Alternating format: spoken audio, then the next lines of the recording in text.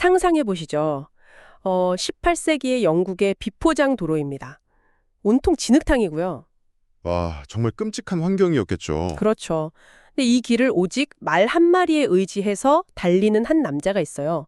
뭐 당연히 인터넷도 스마트폰도 없던 시절인데 이 남자는 무려 40년 동안 매년 13,000km를 이동했습니다. 1년에요? 네, 1년에 13,000km요. 하루도 쉬지 않고 1년에 1,000번이 넘는 설교를 막 쏟아냈어요. 그러니까 인터넷이 없으니까 사람들에게 자신의 컨텐츠를 직접 물리적으로 꽂아 넣기 위해서 영국 전역의 톨게이트 비용을 모조리 지불하면서 스스로 살아 숨쉬는 인간 알고리즘이 되었던 거죠. 와, 인간 알고리즘.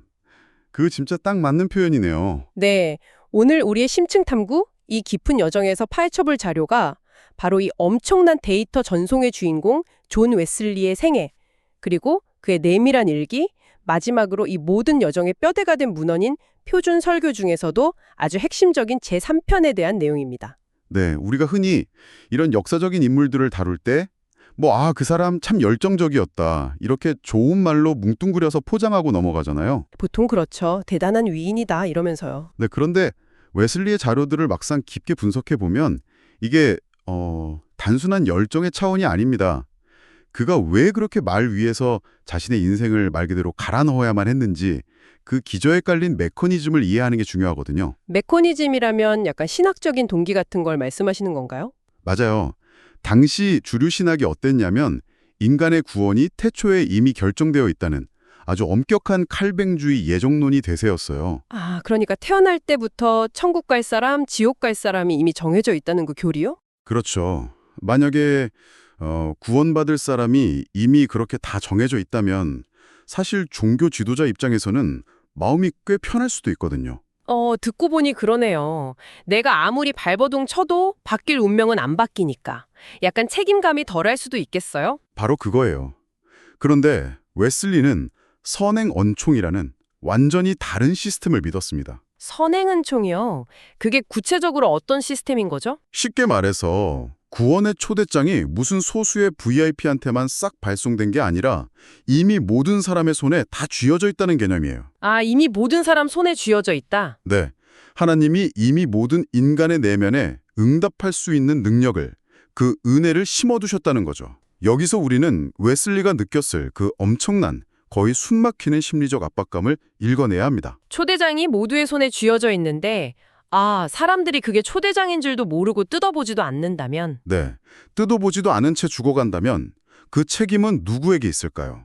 그 사실을 알고 있는 자, 즉 웨슬리 자신에게 그 끔찍한 무게가 고스란히 얹어지는 거예요. 와, 진짜 엄청난 책임감이네요. 그러니까 그 유명한 명언 있잖아요. 나는 온 세계를 나의 교구로 여긴다. 이게 무슨 영웅적인 혹이나 과시가 아니에요. 모두가 구원받을 수 있다는 신학적 전제가 만들어낸 극단적인 책임감의 발로였던 셈이죠. 아, 그러니까 단순히 나는 인류애가 넘친다. 이게 아니라 자신의 신학적 시스템 자체가 스스로를 벼랑 끝으로 몰아세운 거네요. 가만히 있을 수가 없게. 그렇죠. 가만히 있는 것 자체가 직무유기가 되는 거니까요. 그렇다면 이 엄청난 책임감에 짓눌려서 온 세상을 내달렸던 그가 정작 사람들을 다급하게 붙잡고 가장 먼저 던지고 싶었던 진단은 무엇이었을까요? 이 질문의 해답이 바로 오늘 우리가 집중적으로 해부해볼 핵심 문헌 웨슬리의 표준설교 제3편에 고스란히 담겨 있습니다. 네, 맞습니다. 제목부터가 아주 도발적이에요. 잠자는 자여 깨어라. 이 설교는 진짜 초기 감리교 운동의 진단서이자 선언문과도 같습니다. 그런데 자료를 보면 아주 흥미로운 역사적 맥락이 하나 나와요. 오, 어떤 거죠? 이 설교가 존 웨슬리의 표준 설교집의 3번째로 당당히 자리 잡고 있잖아요. 그런데 사실 이 설교는 1742년 4월에 옥스포드 대학교에서 존 웨슬리가 아니라 그의 동생인 찰스 웨슬리가 전한 메시지입니다. 잠깐, 그 부분 좀 짚고 넘어가죠. 존 웨슬리 본인이 감리교라는 그 거대한 무브먼트의 창시자잖아요. 네, 대장이죠. 그런데 왜 하필 동생이 한 설교를 그것도 가장 기초적인 신학의 뼈대를 세우는 그 표준 설교집의 맨 앞부분 아주 핵심적인 자리에 박아 넣은 겁니까? 자존심 상하지 않나요? 그게 바로 이 설교가 가진 절대적인 중요성을 방증하는 거예요.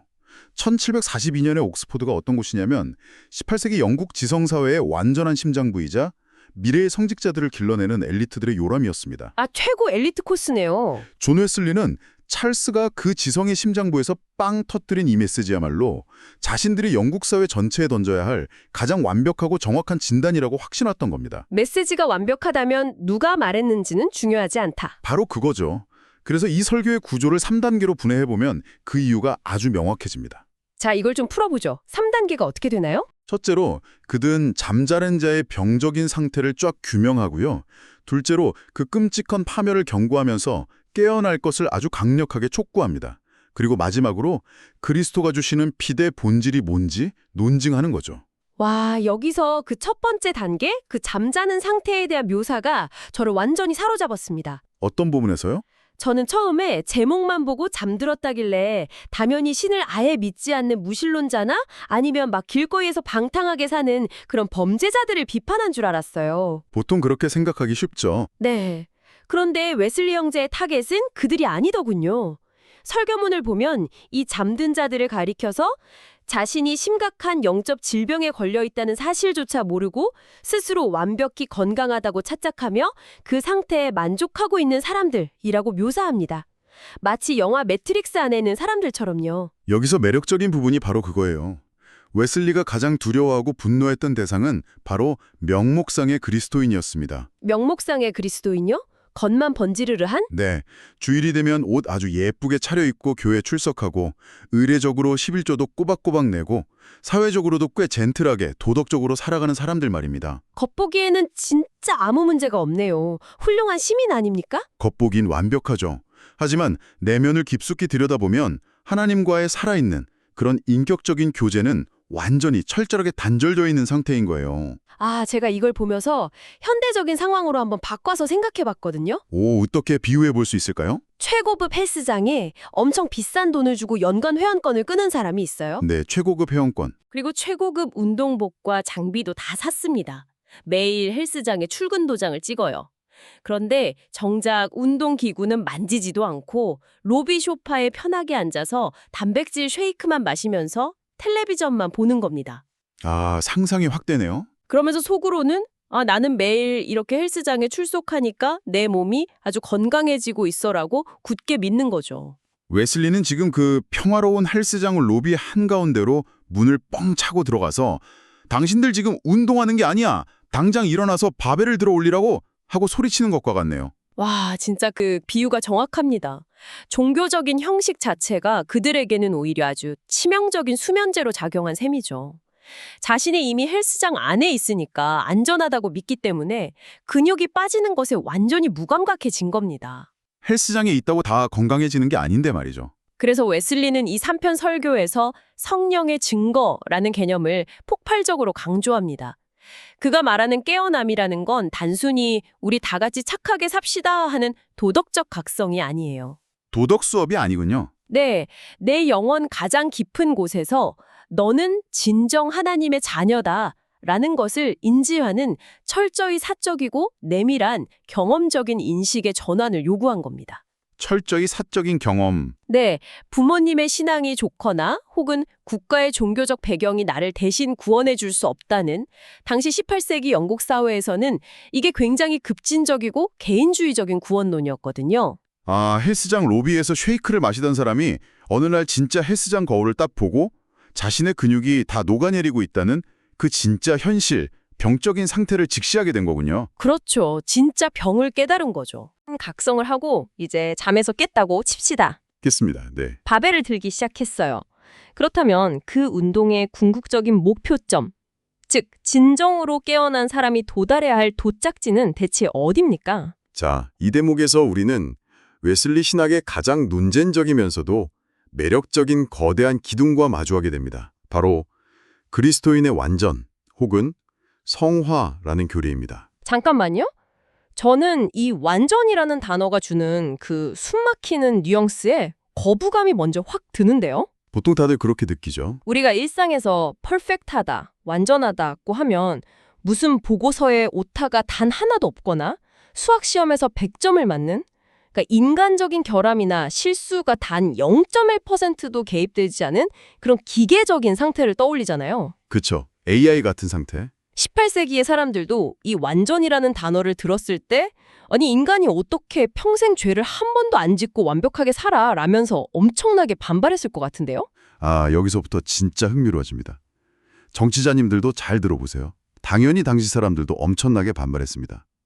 심지어 감리교 내부에서도 이 단어 때문에 격렬한 논쟁이 있었거든요. 당연하죠. 너무 부담스럽잖아요. 하지만 웨슬리가 자료에서 거듭거듭 해명한 이 완전의 개념은 인간이 무슨 천사처럼 무결점의 상태가 된다는 뜻이 결코 아니었습니다. 결점이 없다는 게 아니다. 네, 그는 인간이 연약하기 때문에 판단에 실수를 내릴 수도 있고 또 그 실수 때문에 본의 아니게 타인에게 상처를 줄 수도 있다는 그 한계를 아주 명확하게 인정했습니다. 오, 실수를 인정한다고요? 그럼 뭐가 완전하다는 거죠? 그가 주창한 완전함은 행위의 무결점이 아니라 바로 사랑 안에서의 완전이었습니다. 사랑 안에서의 완전이라. 그 개념을 저는 자료를 보면서 0점이 완벽하게 맞춰진 나침판으로 이해를 했어요.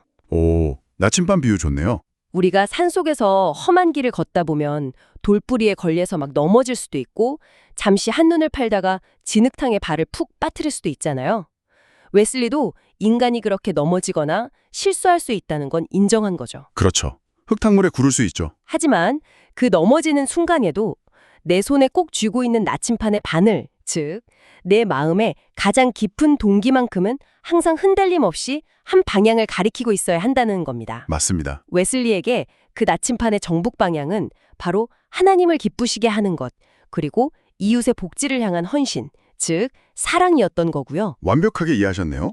그 나침판의 방향이 이기심에서 이타심으로 완전히 영구적으로 고정되는 그 극적인 전환, 그것이 웨슬리가 말한 성화의 본질입니다. 와, 멋지네요. 그런데 이 교리가 진짜 무서운 점이 뭔지 아세요? 이게 그냥 옥스퍼드의 상하탑안에 머무는 고상한 철학이 아니라 철저히 흙먼지 날리는 현실, 진흙탕 속에서 검증되어야만 했다는 겁니다. 현실에서 증명이 되어야 했다. 네, 그의 일기를 보면 이 나침판이 0점으로 맞춰진 사람들이 어떻게 그 팍팍한 현실을 뒤집어 엎었는지에 대한 리얼한 데이터가 넘쳐납니다. 아, 그 일기 기록 중에서 아주 흥미로운 법정 에피소드가 하나 있었죠. 이 사랑의 완전히 개인의 내면을 넘어 지역사회의 골칫거리를 어떻게 해결했는지 보여주는 극단적인 사례랄까요? 그 동네 욕쟁이 아주머니 사건이죠. 성난 마을 사람들이 어느 날 감리교인들을 이 위험한 이단자들 이러면서 마차에 짐짝처럼 강제로 태워서 치안 판사에게 끌고 간 사건이 있었어요. 내 분위기가 험악했겠어요. 그래서 판사가 엄하게 신문을 합니다.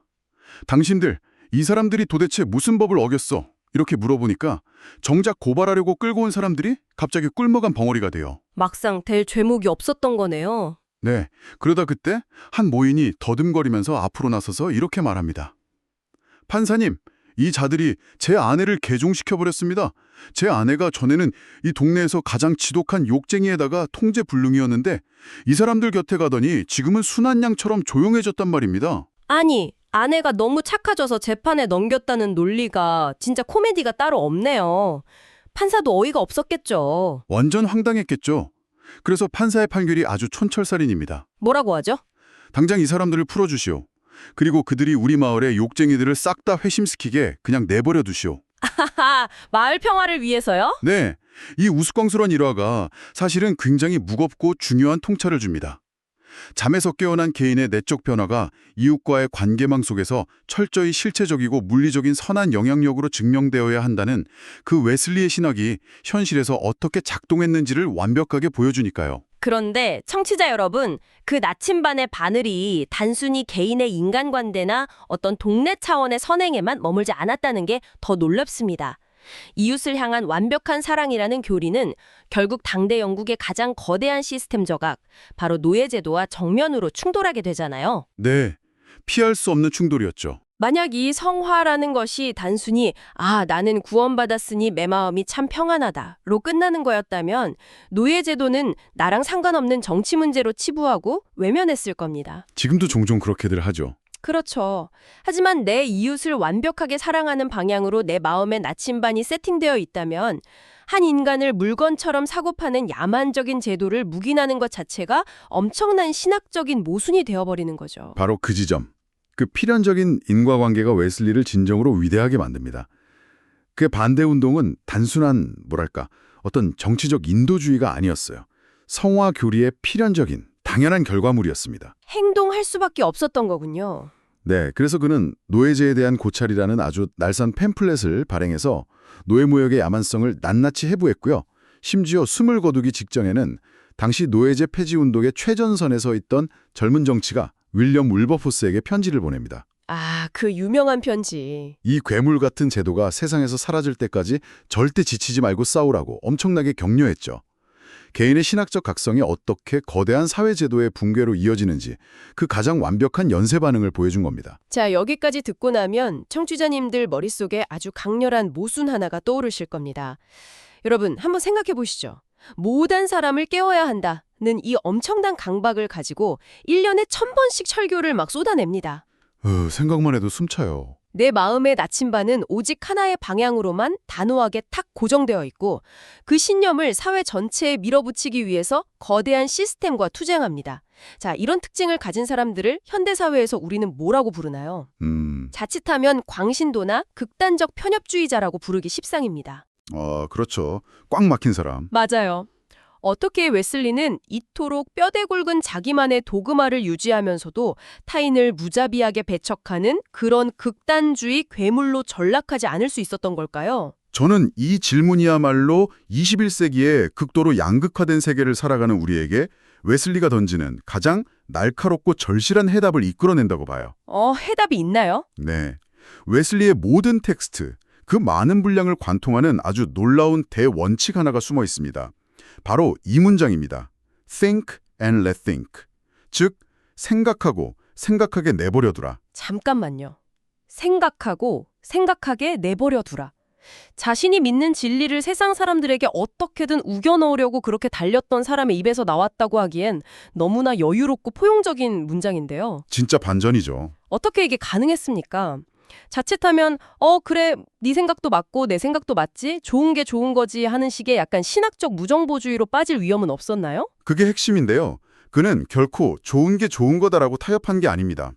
그는 기독교의 본질과 비본질을 마치 외과 의사의 메스처럼 아주 날카롭게 분리해내는 메커니즘을 가지고 있었어요. 아, 선을 확실히 그었군요. 네, 예수 그리스도를 통한 구원, 그리고 하나님과 이웃을 향한 완벽한 사랑, 이 기독교의 가장 근간이 되는 본질에 대해서는 진짜 단 한치의 타협도 없었습니다. 거긴 양보 불가. 하지만 그 외의 것들 있잖아요. 예를 들어 예배를 어떤 형식으로 드릴 것인가, 교회의 정치나 행정구조는 어때야 하는가 같은 철저히 의견의 영역에 대해서는 소름 돋을 만큼의 넓은 자유를 허용했습니다. 그가 남긴 유명한 설교 구절이 이걸 정확히 증명하죠. 뭐라고 했나요? 우리가 똑같이 생각할 수는 없더라도 똑같이 사랑할 수는 없겠습니까? 와, 견해의 일치를 강요하는 대신에 사랑의 일치를 선택한 거군요. 특히 그가 쓴 그 편협함에 대한 경고라는 설교를 보면 그가 말하는 관용의 범위가 대체 어디까지 뻗어나가는지 보고 제가 진짜 등골이 서늘할 정도였습니다. 네, 그 설교 진짜 파격적이죠. 거기서 웨슬리는 당시 영국인들이 정치적으로, 종교적으로 뼛속 깊이 혐오했던 로마 카톨릭 교인들이나 심지어 더 나아가 유대인과 무슬림까지 직접 언급을 합니다. 당시 영국 분위기에서는 엄청 위험한 발언 아니었나요? 엄청 위험했죠. 그런데 웨슬리는 묻습니다. 만약 교리가 우리와 완전히 다른 그들이 세상에서 사람들을 치유하고 악을 몰아내는 선한 일을 지금 하고 있다면 우리는 어떻게 할 것인가? 보통은 그래도 이단이라며 막 비난하겠죠. 네, 그런데 웨슬리의 대답은 아주 단호했습니다. 그들이 하는 선한 일을 막지 말고 오히려 거기서 하나님의 손길을 인정하라. 와, 그는 나와 다르다는 이유로 타인의 의견을 묵살하려는 인간의 그 본능적인 편협함을 오히려 가장 큰 죄악으로 보았던 거예요. 제가 이 수많은 자료를 읽으면서 가장 크게 망치로 얻어맞은 데 충격을 받았던 대목이 바로 이 문장입니다. 청취자 여러분도 들어보세요. 다른 사람의 편협함이 당신의 편협함을 정당화하는 핑계가 되게 하지 마십시오. 아, 진짜 명문이죠. 사실 우리는 매일 인터넷에서 소셜미디어에서 이 짓을 하고 있잖아요. 맨날 싸우죠. 저쪽이 먼저 막말로 우리를 공격했으니 우리도 저쪽을 조롱하고 혐오할 정당한 권리가 있다. 상대의 악을 거울 삼아서 오히려 나의 악을 정당화하는 이 끔찍한 확증 편향의 시대에 나와 의견이 완전히 다른 사람의 선함마저도 기꺼이 인정하려는 28세기의 돌직구는 현대인들에게 너무나 뼈아프게 다가옵니다. 진리에 대해서는 단 한 번도 타협하지 않았던 뜨거운 열정, 동시에 타인의 불완전함에 대해서는 무한하게 베풀었던 관용. 얼핏 보면 물과 기름처럼 절대 섞일 수 없을 것 같은 이 두 가지 가치를 자신의 생생한 삶 속에서 기어코 융합해냈다는 것. 저는 그것이 바로 존 웨슬리라는 인간이 이룩한 가장 경이로운 성취라고 생각해요. 네, 어느덧 오늘 우리가 깊이 파헤친 문헌들의 마지막 페이지를 넘길 시간이 되었습니다. 젊은 시절 영국 전역을 미친 듯이 휩쓸며 진흙을 뒤집어쓰고 때로는 성남 폭도들에게 쫓기던 웨슬리도 결국 시간이 흘러 머리가 하얗게 쓴 노인이 되었습니다. 시간은 아무도 못 이기죠? 하지만 그는 끝까지 말에서 내리지 않았죠? 맞습니다. 그의 말년 일기를 보면 아주 흥미로우면서도 좀 뭉클한 통찰이 담긴 구절이 등장해요. 어떤 내용인가요? 80대 꼬부랑 할아버지가 된 웨슬리가 어느 도시에 나타나면 이제는 돌을 던지는 게 아니라 그의 설교를 듣기 위해 구름대 같은 군중이 막 몰려들었습니다. 거리가 마비될 정도로요. 그런데 웨슬리는 으스대는 게 아니라 스스로 일기에 이렇게 덤덤히 적어둡니다. 아마도 이 수많은 사람들 중 상당수는 그저 내가 아주 오래 살았기 때문에 그냥 저 신기한 늙은이를 구경하러 호기심에 모여들었을 것이다. 아, 대단한 자기 객관화네요. 보통 사람 같으면 자신의 위대함에 흠뻑 취해서 대중이 나의 메시지에 열광하는구나 착각하기 쉬운데 자신이 일종의 오래 살아남은 신기한 구경거리가 되었다는 사실을 너무나 냉정하게 직시하고 있었던 거군요. 하지만 진짜 웨슬리다운 점은 바로 그 다음 구절입니다. 그는 이렇게 덧붙입니다. 어쩌면 이 얄팍한 호기심조차도 그들이 영원한 생명을 얻기 위해 잠에서 깨어나는 수단이 될지도 모른다. 세상에. 사람들의 동기가 아무리 가볍고 불순하더라도 말이죠. 네, 자신의 그 늙고 쇠약해진 볼품없는 몸조차도 그들을 영적인 깊은 잠에서 흔들어 깨어내는 도구로 기꺼이, 아주 기꺼이 사용했던 겁니다. 삶의 마지막 숨을 내쉬는 그 순간까지도 그의 마음속 나침반 바늘은 단 한치의 흔들림도 없이 이웃의 깨어남을 향해 단단히 고정되어 있었던 거죠. 오늘 이 시간 우리는 웨슬리의 생애와 내밀한 일기, 그리고 핵심 문헌인 표준설교 3편을 통해서 영적인 잠재 상태에서 깨어나 완전한 사랑을 향해 걸어갔던 한 인간의 거대한 궤적을 쫓아가 보았습니다. 저는 오늘 이 긴 탐구 여정을 마무리하면서 자료의 구석에 숨겨져 있던 아주 도발적인 문장 하나를 청취자님들 앞에 툭 던져두고 싶습니다. 네, 어떤 문장이죠? 웨슬리가 온 세상을 교고로 삼아서 그 험한 길을 13,000km나 내달리게 만들었던 그 모든 불꽃. 그 시작점에는 젊은 시절 그가 만났던 한 진지한 사람의 뼈 때리는 조언이 있었습니다. 그 사람은 웨슬리의 눈을 똑바로 보면서 이렇게 말했습니다. 네. 당신은 동료를 찾아내거나 아니면 만들어야 합니다. 성경은 고립된 종교에 대해 전혀 알지 못합니다. 고립된 종교는 없다. 청취자 여러분, 오늘날 우리는 모든 것을 혼자서 완벽하게 해내야 한다는 끔찍한 강박의 시대에 살고 있습니다. 내 커리어, 내 멘탈 관리, 심지어 내 내면의 성장과 영성마저도 타인과 얽혀서 상처받기 싫으니까 나 홀로 통제하고 완성하려는 그 고립된 자기 개발에 엄청나게 집착하죠. 그러니까요. 나침반의 방향이 오직 나 자신에게만 향해 있는 거죠. 어쩌면 다른 사람과 부딪히기 싫어서 혼자만의 안전한 방을 덮겹이 만들고 그 안에서 완벽해지려는 그 고립된 시도 자체가 어쩌면 웨슬리가 그토록 경고하고 분노했던 가장 깊고 치명적인 잠은 아닐까요? 정말 서늘한 질문이네요. 나침반의 방향은 결코 나 자신을 향할 수 없습니다. 이웃과 타인을 향해 나침반을 겨누고 서로를 흔들어 깨우는 것. 그것이 수백 년의 시간을 건너서 오늘날 우리에게 토착한 웨슬리에게 가장 무거운 질문일 것입니다. 자, 당신이 그 달콤하고 무지한 잠에서 스스로를 흔들어 깨우기 위해 오늘 당장 그 답을 각자 찾아봐야겠네요. 오늘 저희가 준비한 치열한 문헌 파헤치기는 여기까지입니다.